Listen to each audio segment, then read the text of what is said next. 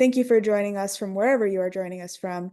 We're very, very excited to chat today about designing equitable and inclusive behavior change programs. We're going to talk about DEI, diversity, equity, and inclusion, amongst other things. And so this is the 8th webinar of our BE.Hour Webinar Series. We are starting to plan a new iteration of these webinars, as they've been a great opportunity for us to connect with our friends on behavior.rare.org and anybody who's interested in behavioral science. So we hope that you enjoy today. Next slide, please, Katie. I want to take a moment. So in theory, you are here because you are a member, have a free membership on behavior.rare.org, which is our platform for the Center for Behavior and the Environment within RARE, where we share a variety of really cool tools and resources relating to behavioral science and behavior-centered design, which is our framework for applying behavioral science to conservation and environmental initiatives. If you are here and you are not part of behavior.rare.org, I encourage you right now to go to behavior.rare.org and create an account. Again, free account. It'll provide you with a lot of tools, including resources that we're going to talk about today in the webinar. So if you have any issues signing up, feel free to send me a note, but we would love for you to do that. And note that there is a wait time. We have a bot processing system just to make sure that, that we're not having a bunch of bots join the site. Next slide, please, Katie. So last time in webinar number 7 of this series, RARE's Meg Saranelia reviewed the behavior-centered design step assess, including what assess is, why it's such a critical step in that BCD journey, and then included some diversity, equity, and inclusion considerations that you can use throughout the assess step. We were also joined by Habits of Waste founder Sheila Moravati, who gave us an example of how Habits of Waste have monitored and evaluated, so use that assess step, with the results of their Cut Out Cutlery campaign, which was working with the food delivery services like Uber Eats and Grubhub to reduce cutlery that was often just thrown away. We then had a very fruitful group discussion and question and answer session about the theory and application of the assess step. And so this way of working is going to kind of model how we're going to do this session again today. So Katie, if you'll go to the next slide, I'll let them introduce themselves more fully in their own presentations, but we are joined today by 2 wonderful human beings, Katie Williamson from RARE's BE.Center, who's located in the Washington, D.C. area, and Arjun Kamdar, who's getting a master's in philosophy in land economy, joining us from Cambridge in the UK. So they'll introduce themselves, but very excited to have these 2 lovely speakers. Some objectives for today. We want to understand the connection between diversity, equity, and inclusion, also known as DEI, and behavior-centered design. We want to learn some tools and key principles for making your own behavior change work more equitable and inclusive through various steps. We'll see an example from Arjun of how DEI principles were applied to a human-wildlife conflict case. We will then break out into discussion groups to discuss ideas, insights, and questions in breakout rooms. And we will, hopefully you'll know at the end where to find resources on behavior-centered design, which is on behavior.rare.org. And so again, we'll have the 2 presentations. Katie will go first, Arjun will go next, and then we'll have breakout rooms. So if you're interested in learning more about how RARE, and we're not going to do this yet, but this is just for you to keep in mind. Through the presentations, if you're interested in learning more about how RARE applies DEI principles in behavior-centered design, you can join Katie's room. If you're interested in seeing how Arjun applied DEI principles in his work, you can join his room. You can go between the rooms, whatever you like, and we'll review these instructions again when we get started with the breakout rooms. And with that, I believe I will turn it over to Katie Williamson. Katie, take it away. Awesome. Thanks so much, Maria. And thanks to you all for joining us today. Excited to talk with you about diversity, equity, and inclusion. My name's Katie. I work at our Center for Behavior and the Environment on trainings and tools for behavior change. And our team's been thinking a lot about this intersection. So hoping to share some learnings and also learn from you all in our discussions later. So I want to start us off with a few definitions to frame this conversation. Which is that when we're engaging in behavior change work, we're intentionally aiming to shift behavior. And so as designers of these behavior change programs, we do carry the responsibility of knowing the decisions we make can impact people. So this can bring up a lot of important questions around power dynamics and behavior change work, and who has the right or opportunity to change another person's behavior. And so that can definitely lead to harmful interactions if we aren't careful. So the other thing is that behavior change is happening all around us in many beneficial ways. So we can think about behavior changes helping people get vaccinated, or teaching kids to build habits like brushing their teeth, or voting in local elections, and of course doing the environmental behaviors that many of us care about. So our goal here is to really design behavior change programs that support people's well-being, their agency, and their goals. And so our tools from behavioral and social science can really help us understand the differences and similarities that we all are as people, learn about those lived experiences, and solve real problems. And this work, when we're doing it well, can lead to both positive results, even just make people's goals more possible. So this is kind of what we mean by designing behavior change for good, and I think is a good starting point for us as we go into this conversation. And I'll shout out Creative Reaction Lab is just a really cool organization that's doing really design, particularly around breaking down and trying to improve racial equity, particularly in the United States. But they just have some great ways of thinking about design. So recommend checking them out.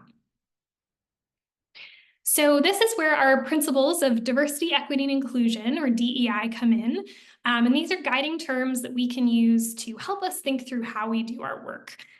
So I do want to recognize that DEI, these terms do originate in more of a United States or European framework. So ask that you really more attend to the principles of these terms rather than the terms themselves.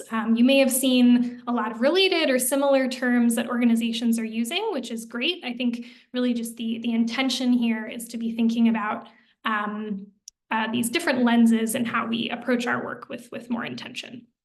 So the principles we'll be talking about today are diversity, which is how we celebrate or honor human difference and really seek representation across those lived experiences and identities.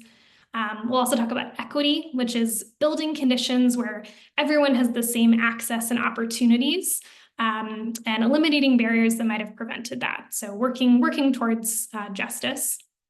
And then inclusion. So this is where we're building a sense of belonging, creating spaces where people feel able and valued to participate. So those are going to be some key terms that show up in how we do our behavior change work, and I'll share some examples of those in a moment.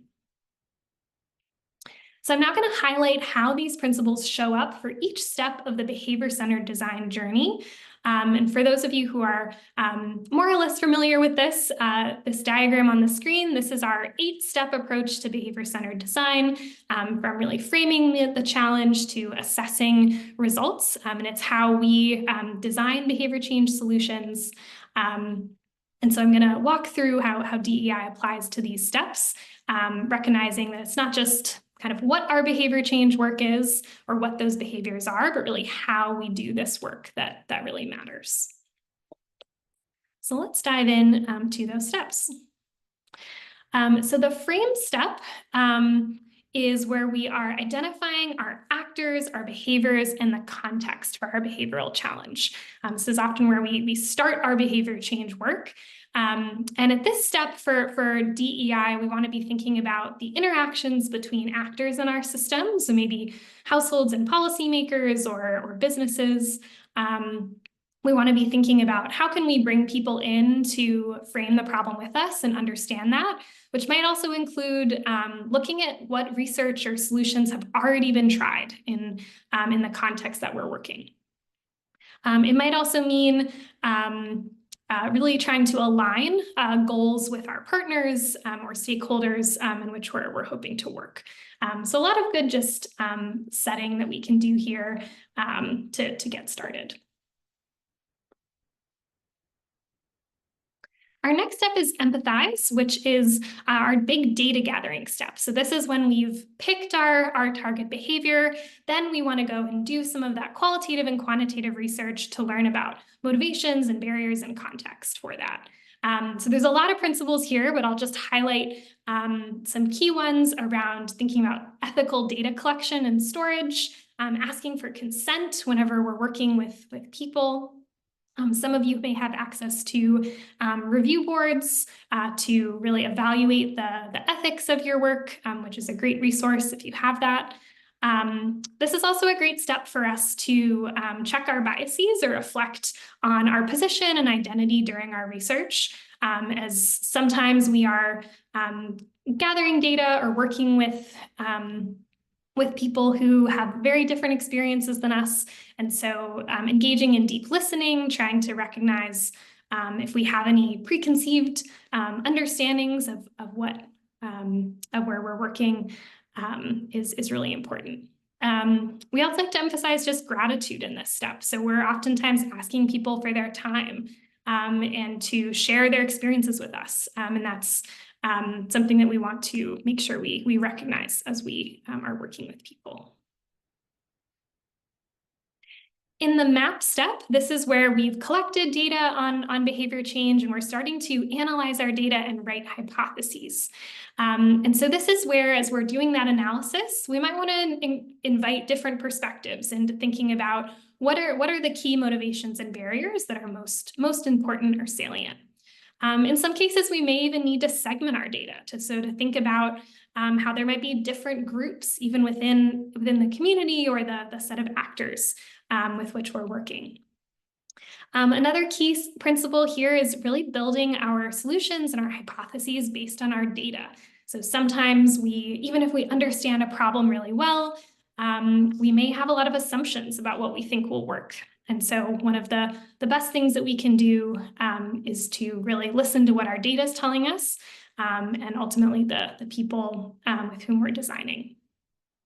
And just always keeping context in mind. I think that's important even as we're starting to get into the solution design to think about how culture and other dynamics that we've observed may be affecting those motivations and barriers.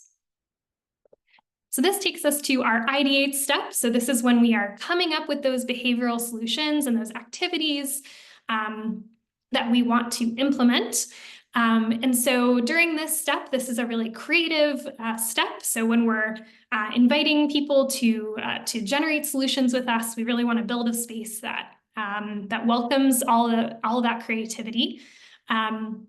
It's also a great time to, again, check in on what ideas have been tried before, just to see if there's already things that you could build on in terms of success. Another great place just to think about the local context and when you're thinking about the feasibility and impact of your solutions, this is a important time to be thinking about that. And also around as we're applying behavioral science strategies, things like concepts like social norms or emotions may show up really differently in different cultures or contexts. So we can be mindful of that as we're thinking through our solutions. Once we have our ideas, we move to prototype, which is where we're developing a small scale version of our solution, getting ready to test that idea. And again, being mindful of tailoring that solution as much as possible. And then I think another important thing here is as we get into this iterative process of prototyping and testing in this journey, trying to look at what is good enough in terms of our ideas and letting go of any perfectionism we might have around our ideas, is that's going to create a more inclusive space for us to learn and create better ideas. Once we have our solution prototype, we move into test, where we're testing our solution and getting feedback from key actors. And some principles here are around thinking about the representation in your testing group, thinking about if there's any harm that could come from testing your solution, and then really committing to meaningfully incorporating that feedback from key actors. So not just seeing your test as a box to check, but really seeing that as a way of making your solution idea better. Then our final two steps here. So with launch, this is where we're implementing our solution at scale. So involving local experts in implementation, really communicating our plans, building those relationships that we have, and then being mindful of people's time to support you, depending on the scale of your launch. And then the final step that we have in this journey is assess, when we're evaluating our solution, reflecting on what worked and what didn't work. And lots of principles here. I think some key ones to point out include reporting all of the outcomes that we learned. We sometimes have a bias to just sharing our results when something good happens or we have positive results to share. But there's so much learning that can be done by even sharing something that didn't work or had no effect. So we encourage you to share those results as well. It can also be helpful to disaggregate or separate your data by different groups to really look at the differing effects of your solution. So that can be helpful to do. And then also just monitoring. So staying connected to this behavior change work. Sometimes, unfortunately, due to funding or other parameters of our work, we maybe implement a behavior change solution and then we don't return to check in on that. And we encourage you to think about this as building long-lasting relationships with your work in this way. So to summarize, this is kind of this diagram is another way to think about what I've shared so far, which is that behavior-centered design and behavior change work really operates within many contexts. So there's the environmental context, the geographic context in which we're working. There's the social and cultural context in which we're working that really shapes the dynamics of how our solutions show up. And then there's the psychological states. There's how people are thinking and feeling and believing. And so tools from behavioral and social science, these different lenses work really well together and can help us better understand how to address behavior while also doing it in this kind of ethical and inclusive and equitable way. So I'll end my part before turning it over to Arjun is just to share some resources that have been really helpful for our team in thinking about this intersection of DEI and behavior change. And I can drop these in the chat if you want to explore them later, but there's just some really great work out there on research ethics, on really thinking about behavioral science in this intersection, design in this intersection. And we are hopefully in the next month going to be able to share our own kind of checklist here, reflection tool on these principles that we'll absolutely share with you. But hopefully that's a good overview of how we think about this work. And now I'm excited to turn it over to Arjun to share a real-world example of how these principles work in a community-based behavior change context. So Arjun, I'll turn it over to you. Thank you, Katie. That was lovely. I'll just share my screen. And yep. Right. Right. Thanks. Just a quick brief about me. I'm Arjun. I worked as an applied conservation scientist in India, where I was looking at human as well as elephant behavior to design and implement conservation projects. A lot of this work has been shaped by the BCD process, the behavior center design process that RARE has these workshops for every year, which I would highly recommend. So you might see a lot of the things that Katie mentioned in the subsequent slides as well. So right now I am doing my MPhil in looking at human behavior and wildlife conservation with the Department of Land Economy and the Alarian Institute in Cambridge, the UK. Great. So I'll just quickly, in this short presentation, I'll run us through the challenges that we had with human wildlife and human elephant conflict in Northeast India, about why and how we chose our intervention and what we eventually did, and what were our key learnings for using these in practice. Of course, we can delve into any of those aspects much later, in much more detail in the breakout room. So just a little bit of context, human-elephant conflict is quite a serious issue in this part of the country, with close to 150 people and 80 elephants dying every year because of conflicts like this. And it's not only deaths, but also this kind of constant fear leads to severe psychological stress and damage to people's peace of mind who share these spaces, and of course has led to increased stress levels for elephants as well. Um, Most of the 70% of the range of these elephants is outside protected areas in human dominated landscapes. And one of these key places are tea estates like these. And this is just a sample of where in India and where our study sites were. And these have a long history, a social and ecological history. And most importantly and most relevant to this is largely built on the backs of indentured labor who were brought virtually as slaves or by deceit during the colonial British rule in India. And it's a significant chunk of the population. About 5.5 million people were brought from central India to northeast India to work in tea estates.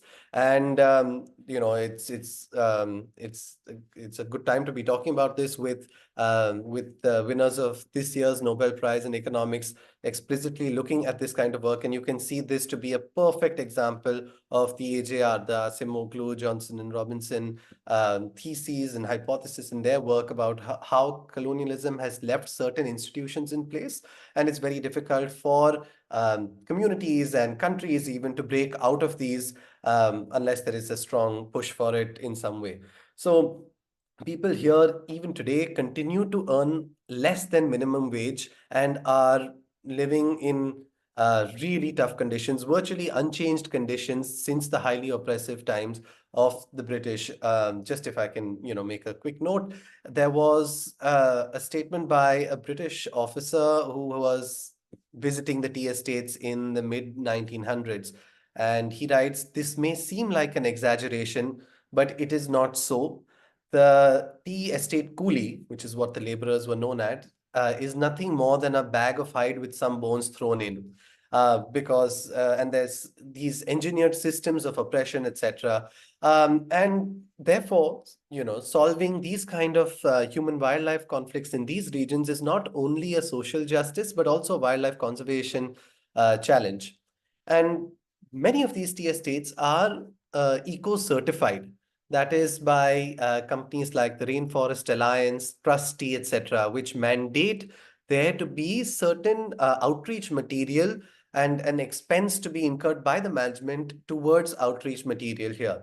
And we have been working in these landscapes for a long time, and we saw this to be an opportunity for change, to really use this to our advantage, because this is anyway happening, it's widespread, it's salient, and currently the state of the messaging was not very useful. It said generic stuff. It was more like a compliance checkbox, it said save ecosystem, preserve birds. But of course, there was no real thought about who is the target audience, etc. So we felt that this is ideal for a behavior-centered process. And that's when we decided to co-create this mandatory outreach material with the target audience, with these people and all the different stakeholders, including the tea estate management, forest departments, everybody that's kind of involved and has a stake in mediating human elephant conflicts in this region. Because when we analyze the deaths and the injuries that had taken place of both humans and elephants, a huge number of them were avoidable if preventive action had taken place. For instance, using a torch at night, or keeping commodities that elephants are attracted to away from the room that you're sleeping in. There's a couple of slides later on where we'll delve into one specific example like this. And for this, we used Rare's 8-step behavior change journey that Katie has just mentioned to really help guide our entire process. And I'll go over some of these parts in the next few slides. So this is just a brief overview of how we kind of went about this. And this, as always in behavior change journeys, is iterative. So we kind of went over these a lot of times. And the core idea was to get the right message to the right people at the right place at the right time through the right medium. And there were a lot of things. And the first and most important thing while doing this co-creation journey was to identify and recognize that the local community is not a homogeneous entity. There are several different heterogeneous players within this, and to actively incorporate this. Now, what does that mean? It's very difficult to get a snapshot view of this. And one of the most important tools that we found in our work was the use of observations. Fortunately, because I was embedded in the system, I was able to do participant observation. So really help people out in different things, getting water or, chasing elephants away from crop fields, helping fix electrical tools sometimes. So, a range of things which can really give you an idea about the different power relationships in a community. Because when we kind of go into a new place, it's not as salient to us, but once we spend some time just making a note of how people interact with one another, what is the tone that people use, how do people approach certain collective problems, this was very insightful. And I think another key part was to recognize the different ways of world making. For instance, this is the example. People in this part of the country brew their own alcohol, typically out of rice. And this is brewed in a large batch, which is then stored in the house. And elephants are attracted to alcohol. We don't really know why, but probably it's the high nutritional content, maybe because they really enjoy it. We don't really know, but of course they can cause significant damages to both property, as you can see here, as well as to human life, because as you can imagine, elephants come in at night when they're less likely to be detected by humans, and they break down a wall. And if somebody is sleeping, as you can see here, fortunately, nobody was injured in this case, the brick wall will fall on them. So a key intervention that we thought of was to store these vats of alcohol in the kitchen, but not in the same room that you sleep in, because elephants have a great sense of smell. So they know exactly where it is stored. So even if it does break in, the wall doesn't fall on anybody. Now, of course, this was in the local language, in Assamese, but this is very important for us to note. When I went with this to the local community, a lot of the people were very apprehensive of giving feedback. This is the final product, but we had a few iterations of, how the layout should be, what it's depicting, etc. And they were very intimidated by text. It's not that they couldn't read. Many of them could read, but they just felt they didn't have the competence or the ability to comment on text. And therefore, we just went without text. And well, that's better, because it also makes it's a form of universal design. At least most people can understand this better. And that kind of helped us. But what that meant is that we needed to have, and of course, there was some glaring discrepancies in the first few iterations. And we would say, yes, we are going to make a change to those things in the next iteration, but can you give us some other comments? Imagine that those changes have been made. But that's not something people are very used to in these contexts.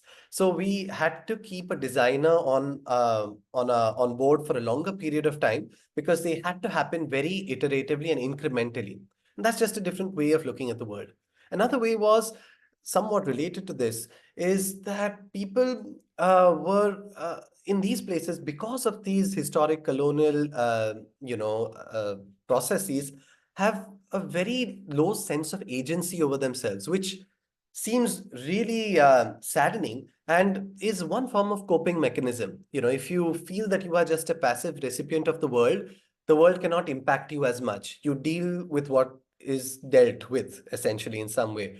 But that is also debilitating for change, for stoking change, for working together, for organizing, etc. So again, that's something we needed to kind of keep going back to people, make them feel comfortable, make sure that they are at ease sharing these kind of things.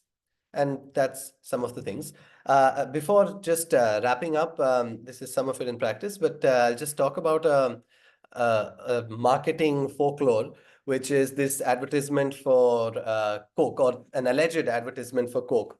So as you can see, I guess most of you would see it and read it, oh, this poor guy, he's tired in the desert, and then he finds this can of Coke. Sorry, this is the best render that AI could give me of a can of Coke. And then he has the Coke and he's super energized and he runs and it's really happy. So the copy editors made this as the story goes. I couldn't verify it and I don't think it's true, but it's a strong part of marketing folklore. And they went with this and they said this is a fantastic campaign. It's worked world over. And they went to the Middle East and they ran this campaign. And as you can imagine, that had the complete opposite impact because people in the Middle East read from the right to the left. So the idea is that co-creating and really having an idea about the social context that are in play over there can just make your project really, really helpful. Right. Yeah, I think that's it from me. Happy to take more questions. Thank you so much, Arjun, and I appreciate you ending on a humorous but educational note.